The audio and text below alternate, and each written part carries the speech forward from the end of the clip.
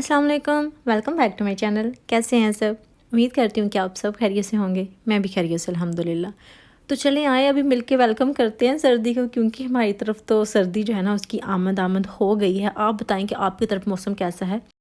पाकिस्तान में मुझे लगता है कि अभी जो गर्मी का ज़ोर है ना वो टूट गया है, मौसम बहुत प्यारा सा हो रहा होगा।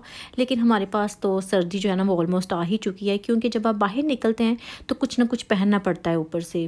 आप वैसे ही बाहर नहीं जा सकते, कोई हल्की फुल्की कार्डिगन या जैकेट जो है ना हल्की फुल्की वो पहननी पड़ती है। ये नहीं है कि मोटे मोटे कोट अभी से पहनने लग जाएं, लेकिन थोड़ा बहुत पहनना पड़ता है। तो इसका मतलब है कि सर्दी जो है ना वो आ गई है। आप बगैर किसी चीज़ के बाहर नहीं अभी जा सकते, नहीं तो सर्दी लग जाएगी।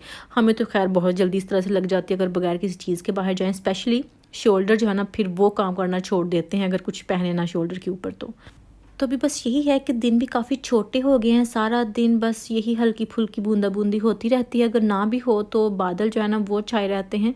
तो वैसे शुक्र है कि हमारी जो ग्रास है ना वो भी थोड़ी हरी भरी होना शुरू हुई है, नहीं तो बेचारी धूप की वजह से जल ही गई थी, कोई हाल नहीं था उसका।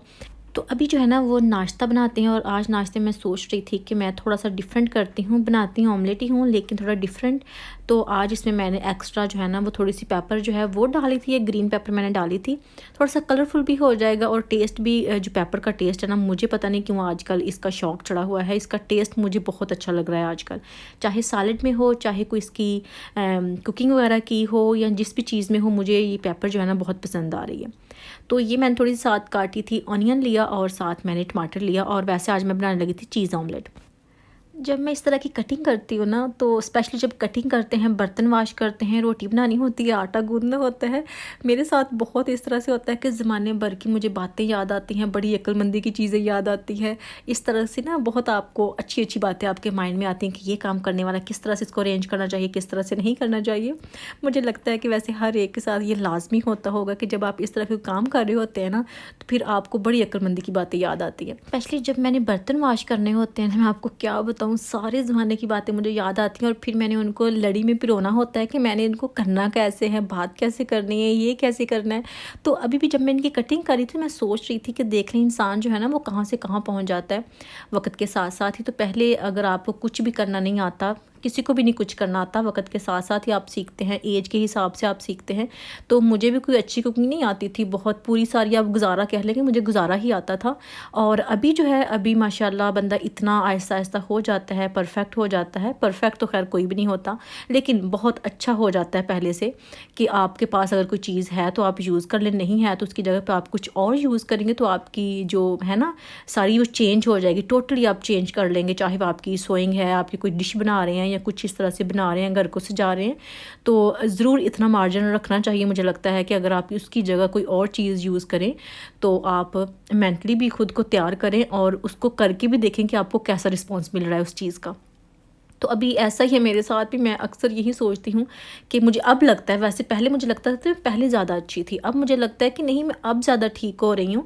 क्योंकि अभी हम बहुत कुछ सीख रहे हैं, और ये सीखने का जो अमल है ना, मुझे नहीं लगता कि सारी ज़िंदगी कभी भी रुकेगा। तो ये साथ साथ चलता ही रहता है। आजकल मुझे ना ये भी समझ नहीं आती थी कि मैं सिलाई में क्या बनाऊँ, क्योंकि पता नहीं क्या हो गया मेरे साथ, मुझे कोई आइडिया मेरे दिमाग में बैठता ही नहीं था। सारा टाइम सोचती रहती थी, फ़ोन भी थोड़ा सा देखती रहती कि मैं क्या करूँ। तो अभी फिर मैंने सोचा कि नहीं, मैंने छोड़ना नहीं, मुझे हिम्मत करनी चाहिए, मैं कर सकती हूँ, मुझे पता है मैं कर सकती हूँ।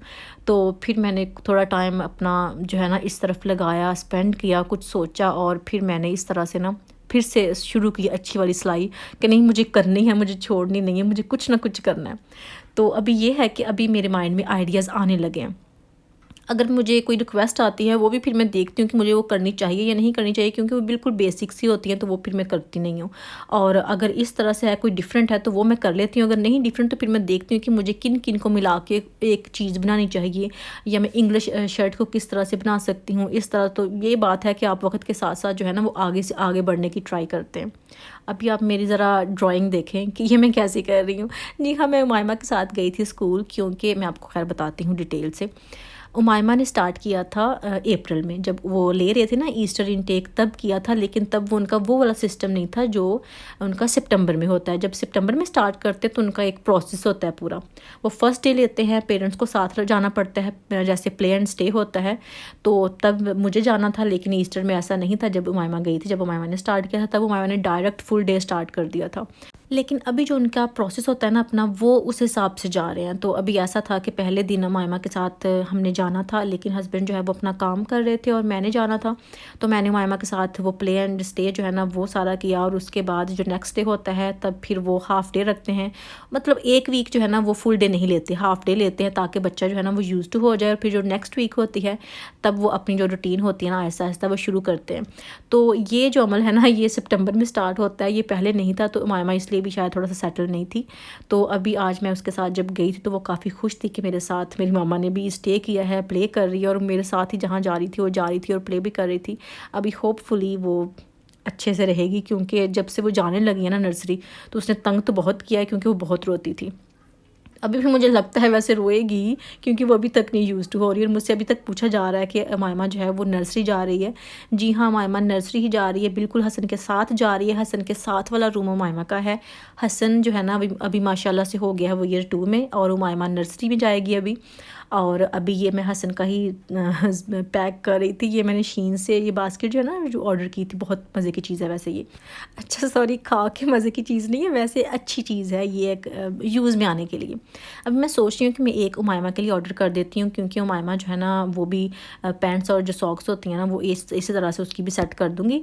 तो वो भी थोड़ा अच्छा से एक तरतीब से चीज़ हो जाएगी तो अच्छा लगेगा। अभी वैसे मुद्दत हो गई है, मैंने शीन से कोई शॉपिंग नहीं की। जी हाँ, मैंने बड़ा खुद को रोका हुआ है कि मैंने भी शॉपिंग नहीं करनी।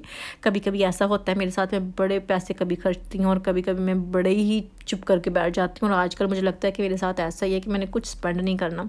जी हाँ, होता है ना ऐसे, मेरे साथ भी ऐसा होता है बहुत। अभी मैंने हसन को स्कूल लेने जाना था, उमाइमा की तो ख़त्म हो गई थी, फिर हम वापस भी आ गए थे और फिर हसन को लेने जाना था। और हसन को लेने जा रही थी तो रास्ते में उमाइमा ने हमेशा इस कैट को देखना होता है और हाथ लगाने की ज़िद करती है। तो इस बार मैं भी लगी कि चले मैं भी करती हूँ। तो बड़ी प्यारी कैट थी वो भी थोड़ा इन्जॉय कर रही थी, प्ले कर रही थी हमारे साथ। तभी जब शाम हुई तो हसन का ये है कि हसन मस्जिद भी जाता है ना। हसन का बेचारे का फुल डे होता है, वो सुबह से निकलता है और तकरीबन वो 7 बजे के बाद घर आता है, 7:15 वो घर आता है। स्कूल से जब आता है ना बहुत थोड़ा टाइम वो घर आता है, सिर्फ कपड़े चेंज करता है, खाता पीता है, फिर उसकी मस्जिद का टाइम हो जाता है। वहाँ भी हसन ने 2 आवर स्पेंड करना होते हैं। तो बड़े बेचारे के लंबे लंबे दिन है, सारा दिन बेचारा बाहर रहता है। तो फिर वो कह रहा था कि मैंने ये वाला फ़ूड खाना है। तो फिर हस्बैंड सोचा कि अच्छा वो ले आते हैं। तो रास्ते से आते हुए ना ये फ़ूड ले आए थे। तो ये लोकली आप कह लें तो अच्छा था वैसे ही, लेकिन इसकी जो प्रेजेंटेशन है या कुछ इसकी पैकिंग है वो कोई इतनी ख़ास नहीं थी, लेकिन बस ठीक था कि बच्चों ने खा लिया था। और अभी आप ये देखें शाम का समा कितना प्यारा लग रहा है। मुझे नीचे से बहुत अच्छा लग रहा था, लेकिन वीडियो में उतना अच्छा नहीं आ रहा था। तो फिर मैंने सोचा कि मैं ऊपर जाके बना के ट्राई करती हूँ कि वहाँ से कैसा आ रहा है। तो यहाँ से भी मैंने वैसे कैच करने की ट्राई की है, लेकिन वीडियो में बिल्कुल अच्छा नहीं आ रहा जितना अच्छा ये था। खैर जी, यही थी मेरी आज की वीडियो। अगर आपको अच्छी लगी हो तो प्लीज़ वीडियो को लाइक कीजिएगा, शेयर कीजिएगा और कमेंट करके बताइएगा कि आज की वीडियो आपको कैसी लगी। इंशाल्लाह नेक्स्ट वीडियो में फिर मुलाकात होगी, तब तक के लिए ढेर सारी दुआ में याद रखिएगा। अल्लाह हाफिज़।